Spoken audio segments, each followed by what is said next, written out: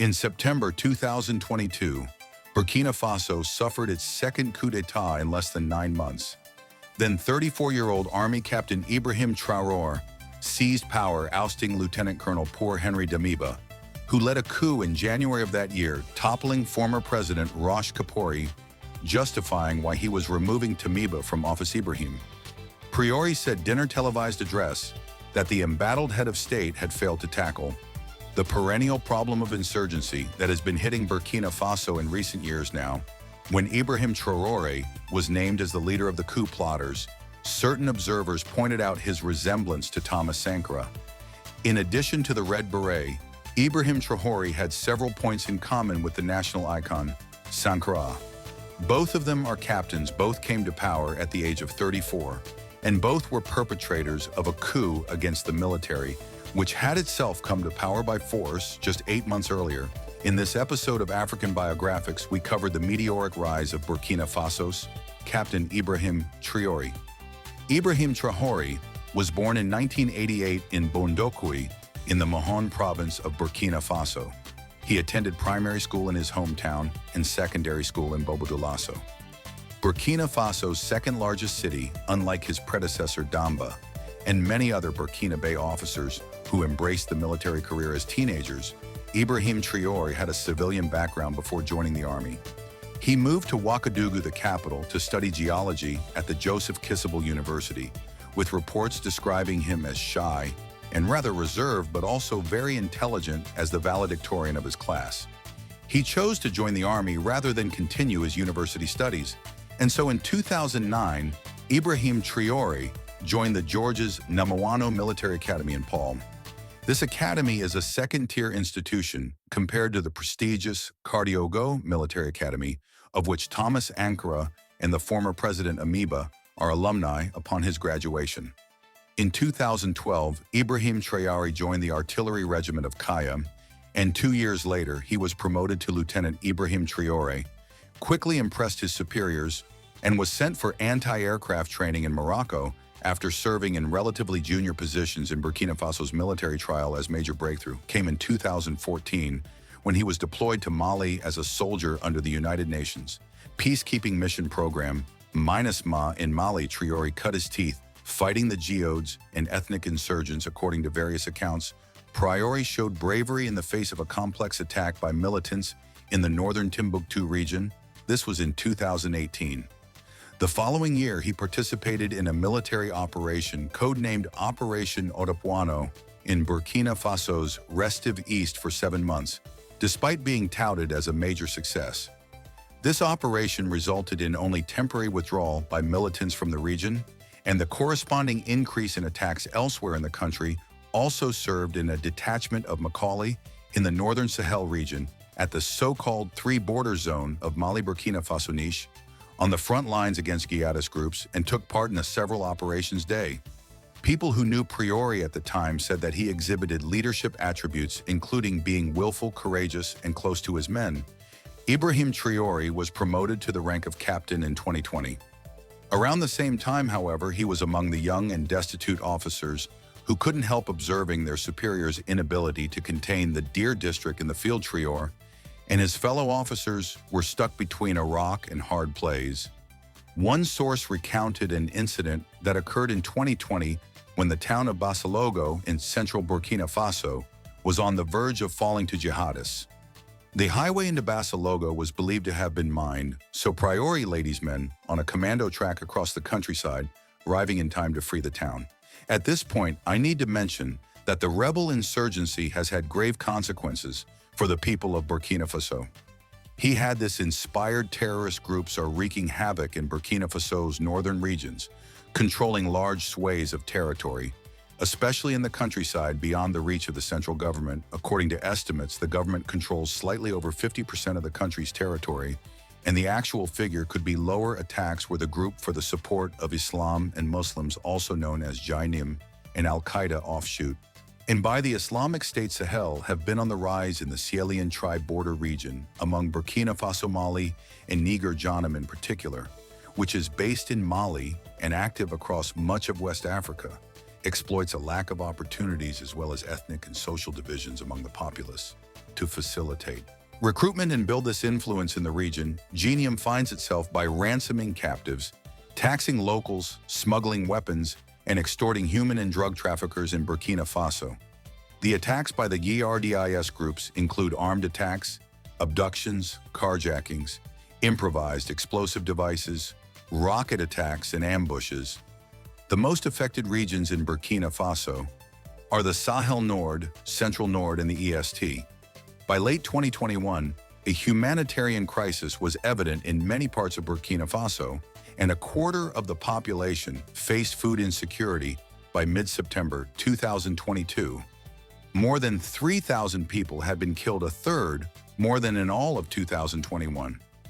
Overall, some 2 million people have been displaced in Burkina Faso. In January 2022, a military coup led by Lieutenant Colonel Paul-Henri Damiba overthrew the civilian government of President Roch Kabore. President Kabore was elected in 2015 and re-elected in 2020 to replace President Michel Kafando, who led a transitional government following the 2014 popular revolution that ousted Blaise. Compare Blaise, compare Rout. Burkina Faso, for 27 years after taking power in the 1987 bloody coup that claimed the life of revolutionary leader Thomas Sankara. When Damo took power, he cited President Gabore's inability to curb the Islamic insurgency plaguing Burkina Faso. Soon after taking power, the Amoeba instituted the Patriotic Movement for the Safeguard and Restoration, the MPSR, and vowed to reconquer the country by fighting the jihadist insurgents and helping the 2 million internally displaced people return to their homes. Captain Ibrahim Traoré became a member of the MPSR, as Damazunta chose to call itself in March of 2022. Damiba promoted Ibrahim Traoré to become the head of artillery in the Kaya regiment in the center of the country. But it was a move that ironically would sow the seeds of Damo's own downfall. Unfortunately, during President Amoeba's short time in power, attacks by militant Islamists increased in Burkina Faso, as they see his territory in rural areas and encircled cities under this new government. Due to improvement was seen by many members of the military. Those stationed in remote areas often did not receive their pay on time. Captain Ibrahim Traoré's regiment became a cradle of discontent, and Traoré himself, tasked by his colleagues with channeling their frustrations, made several trips to Ouagadougou to plead their case with President Damiba as the month went by. This content with President Damiba continued growing among the troops. The soldiers still faced the same logistical difficulties and were suffering heavy losses. This is why Lieutenant Colonel Damiba and his entourage of air-conditioned officers sitting in their comfortable HAO headquarters in the capital were accused of being out of touch with reality. Disillusionment at the response of the Amoeba's government turned into anger, which appears to have crystallized among the soldiers into resolve to seize power, like the January push. The trigger was an attack on 26 September 2022 by year. These forces on 150-truck convoy loaded with food headed for Djibo, one of the main cities in the Wharton North. This city of 60,000 people had been under siege by terror groups for about 18 months. This attack on the convoy, which was claimed by an archive, a linked group killed 37 people, including 27 soldiers in the army ranks. The frustration was palpable, especially among the youngest members. This defeat of the army was pinned on Damiba.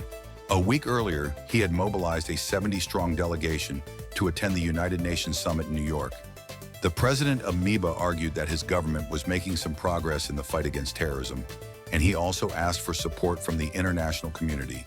The trip to the United Nations Summit was perceived at home in Burkina Faso as wasteful and in total disregard of the dire insecurity situation of the country. In the days that followed, Captain Ibrahim Traoré, on behalf of many aggrieved soldiers, went to Ouagadougou to speak with President Damiba.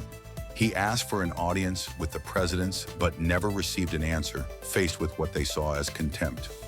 Traoré and other officers of his generation decided to take action at dawn on 3rd September. Gunfire rang out in Ouagadougou. The coup plotters had gone into action. It was around 8 p.m. local time when a military man in fatigued bulletproof vest and red beret, surrounded by hooded and helmeted men, appeared on the Burkina Broadcasting Corporation. The RTB, unfortunately, our common idea, was betrayed by our leader, Lieutenant Colonel Paul-Henri Damiba. in whom we had placed our trust. Indeed, the deterioration of the security situation, which justified our action, has been relegated to the background in favor of unfortunate political adventures far from liberating the occupied territories. This man announced that Captain Ibrahim Traoré was taking over as yet of the patriotic movement for safeguarding and restoration, thereby overthrowing Lieutenant Colonel Paul-Henri Damiba.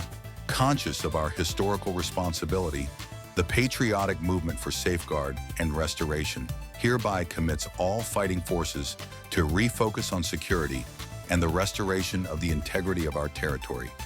We reassure the international community that Burkina Faso will continue to respect its international commitments, including human rights. Traoré's winter also made clear its aims to diversify Burkina Faso's international partnerships in the fight against jihadism as this particular coup unfolded over the next 48 hours. Captain Ibrahim Traoré and this man showed that they were not afraid of the heat and that they would not hesitate to play with fire on 1st October with their coup d'etat seemingly going off the rails priori, and his officers went to national television to accuse Damiba of having taken refuge in the French military base of Combouensing to prepare a counter-offensive in a Burkina Faso, white-hot with anti-French sentiment. This announcement was a bombshell. Although the French government denied it, thousands of demonstrators took to the streets of Ouagadougou and Bobo-Dioulasso to attack the French embassy and the French Institute. So now what initially started as a coup d'etat by soldiers turned into a popular insurrection to save the country from an alleged plot supported by France during the night. Several Army Corps, including the Air Force and some special forces, switched to Captain Ibrahim Traoré's camp. The next morning the case was heard, and Damiba was forced to resign at just 34 years old. Captain Ibrahim Traoré was installed as transitional president of Burkina Faso in the Red Beret. Captain Ibrahim Traoré, Burkina Faso's new junta leader and self-appointed president, thousands gathered, would seem like a victory parade after Friday's coup for the outset grabbing power in the capital Ouagadougou proved easier than fighting armed groups in the north of the country, where soldiers face setbacks at the hands of armed groups linked to ISIL and Al-Qaeda. Ever since Ibrahim Traoré took out of power, tensions have been running high with France, whose colonial rule of Burkina Faso extended from 1896 to 1960. Following the coup d'etat, hundreds demonstrated in Ouagadougou, demanding the end of the French military presence strongly contested in West and Sahelian Africa. In January 2023, Burkina Faso gave France 1 month to withdraw its troops as it ended a military accord that allowed French troops to fight insurgents on its territory, citing a wish for Burkina Faso to defend itself the following month in February 2023. The two countries, France and Burkina Faso, officially marked the end of French military operations in the West African nation after a flag-lowering ceremony at the French Special Forces camp. All of these fueled speculation that Burkina Faso, who deepened security ties with Russia like neighboring Mali, where Russian Wagner mercenaries were operating in August of 2023, Ibrahim Traoré held a talk to the Russian delegation that included discussions on possible military cooperation. This was a follow-up to talks between Traoré and Russian President Vladimir Putin at the Russia-Africa Summit that Roosevelt in St. Petersburg in July of the same year. While his fellow African presidents were addressed in their characteristic, custom-tailored expensive suits, Ibrahim Traoré showed up in military combat clothing, complete with the red beret and tactical gloves. This has since become his trademark Ibrahim Traoré speech. During the aforementioned Russia-Africa Summit, earned him projects with some people calling him Sankara. Incarnate, the following is an extract from his speech. The problem is seeing African heads of state will bring nothing to people who are struggling, singing the same song as the imperialists who call us militia. As a result, they end up referring to us as people who do not respect human rights. We African heads of state must stop acting like marionettes who dance each time the imperialists pull out strings. A new speech tryout of blasted African presidents were happy to receive freebies. The extract from the speech continues, and her court yesterday, President Vladimir Putin announced that free grain would be shifted to Africa. This is pleasing, and we say thank you for this. However, this is also a message to our African heads of state. At the next forum, we must not come here without having ensured the self-sufficiency of the food supply of our people. We must learn from the experience of those who have succeeded. In achieving this, don't be sure to subscribe if you haven't done so already, and don't forget to like and share the video. If you enjoyed it, thank you, and until next time, cheers, have a good time.